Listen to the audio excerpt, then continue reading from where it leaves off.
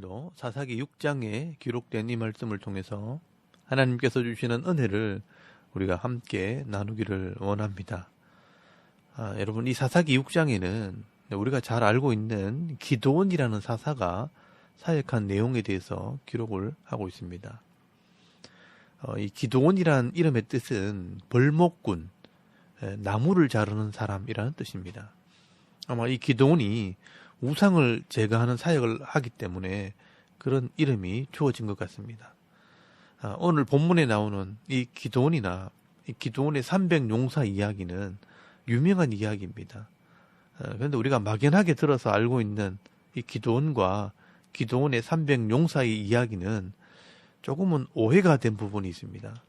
이 기드온은 사람들이 볼 때 그렇게 대단한 사람도 아니었고, 또 기드온과 함께 선택된 이 300명의 군인들도 대단한 용사들이 아닙니다.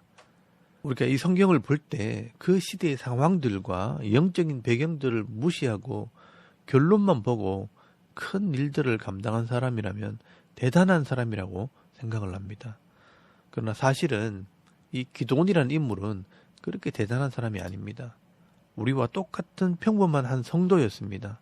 아니, 어찌 보면 조금 더 심하게 이야기하면 차라리 겁쟁이라고 표현하는 것이 더 맞을 것입니다.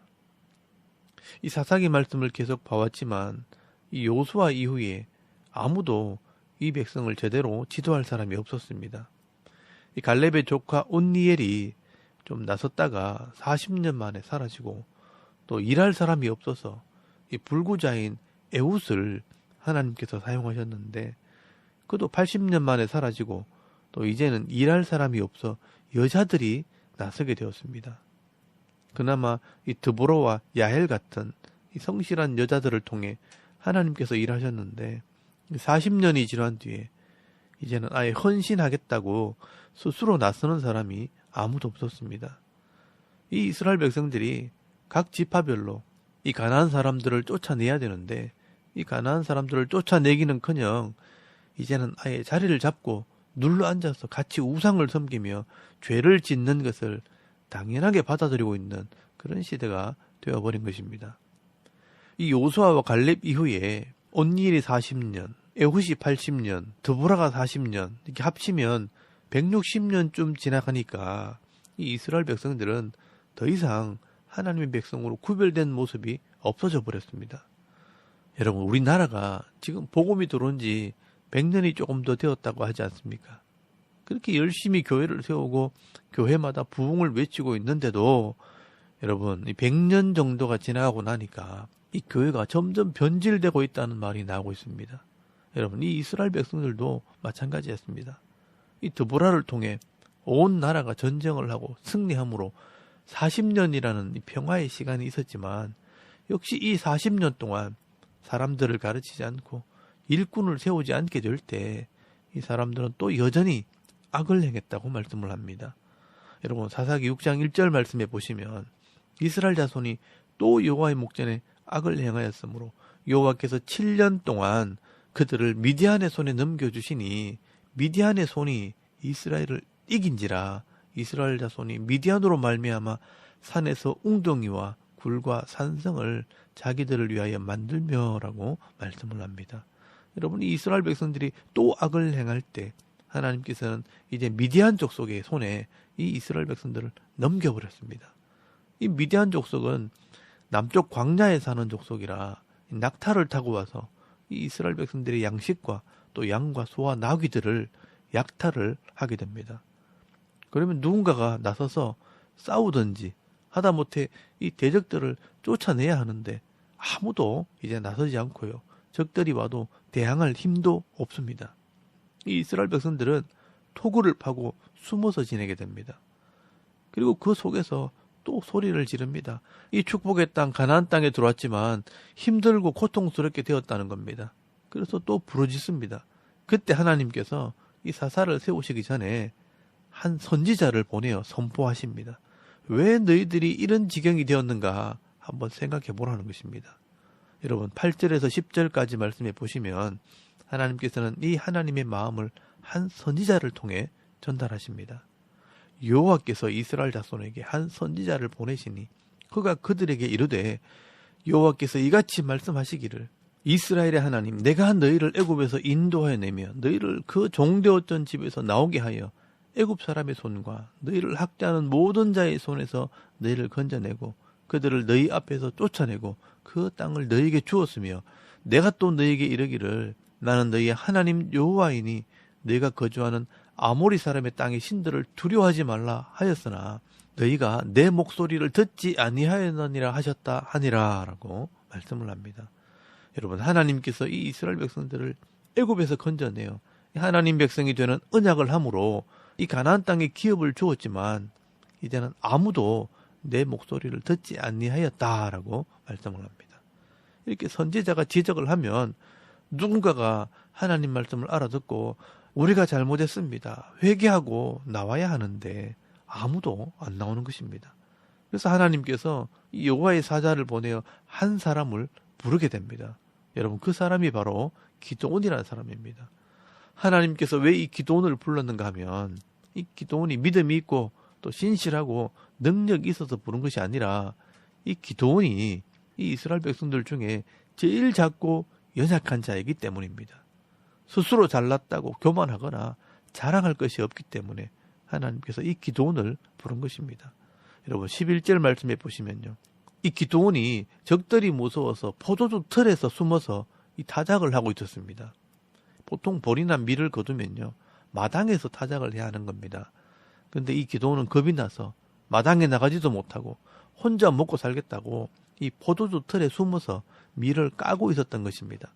그런데 이 하나님의 사자가 나타나서 큰 용사여 여호와께서 너와 함께 계시도다 하면서 하나님께서 너를 일꾼으로 불렀다라고 말하는 겁니다. 그런데 이 기드온이 뭐라고 말한 줄 아십니까? 하나님께서 아직 살아계십니까?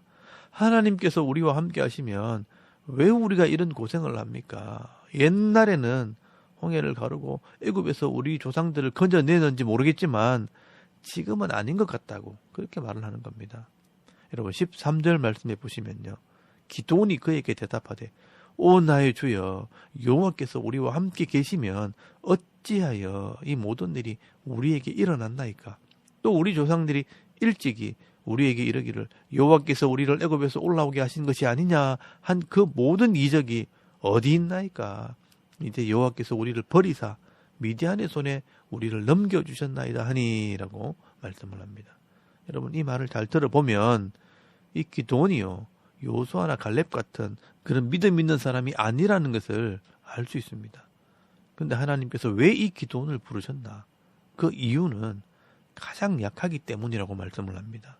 여러분, 15절 말씀에 보시면요, 그러나 기드온이 그에게 대답하되 오 주여 내가 무엇으로 이스라엘을 구원하리까?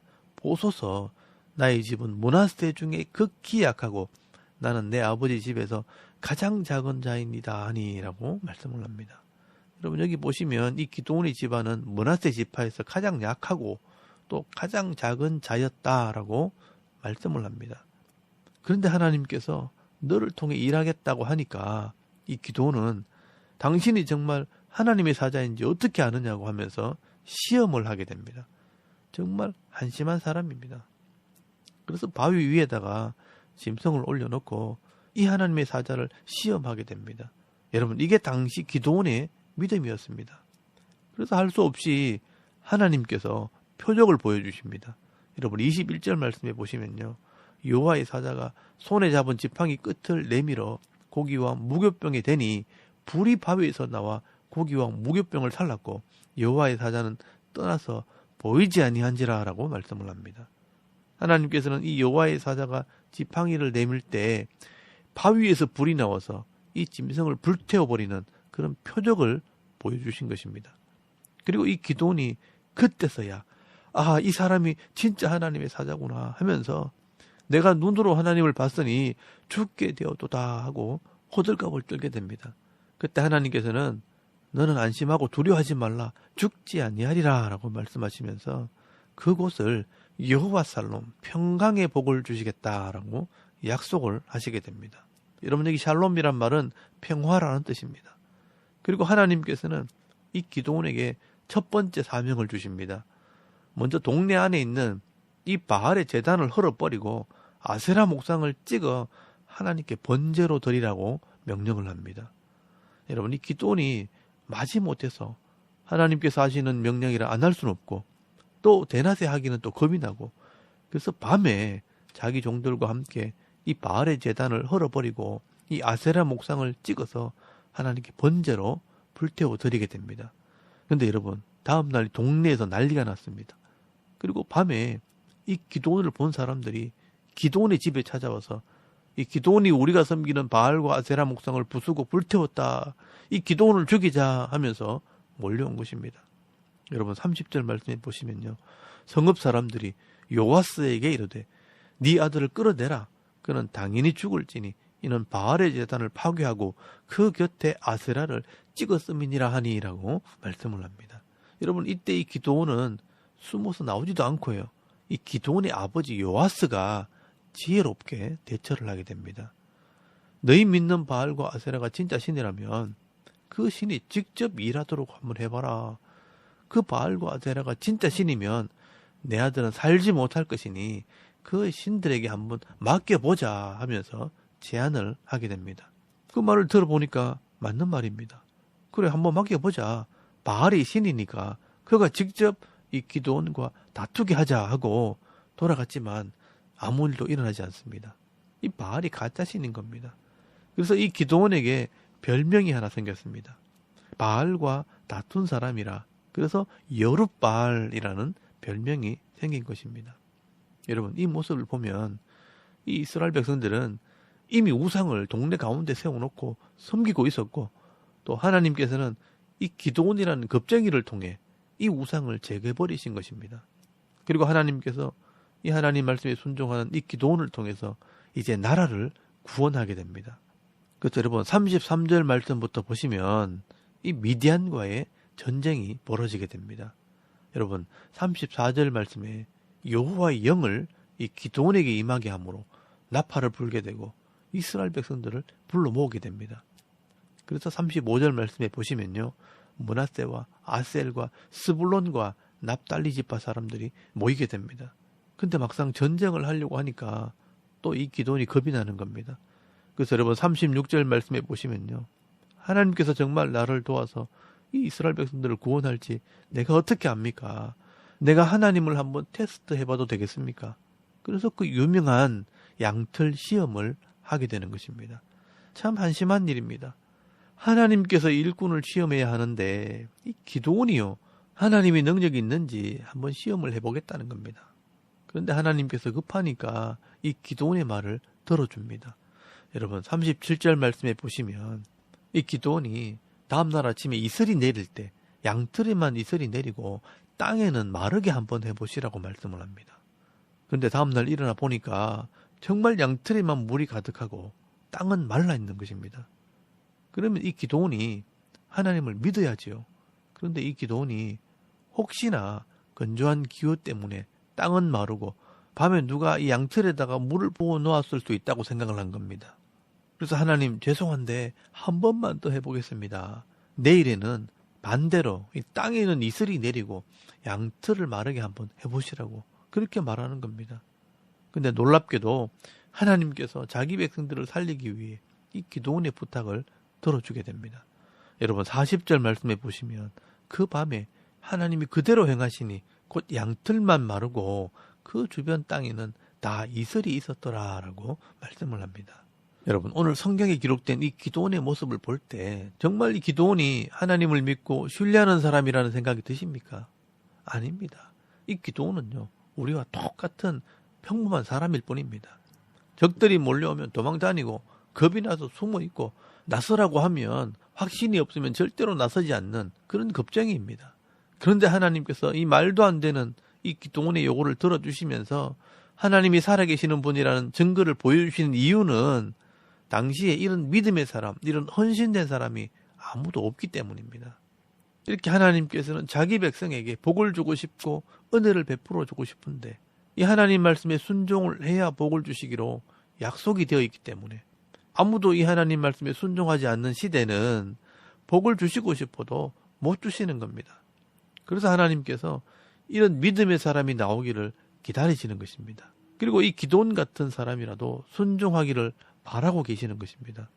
이렇게라도 해야 하나님께서는 말씀대로 자기 백성들에게 복을 주실 수 있기 때문입니다.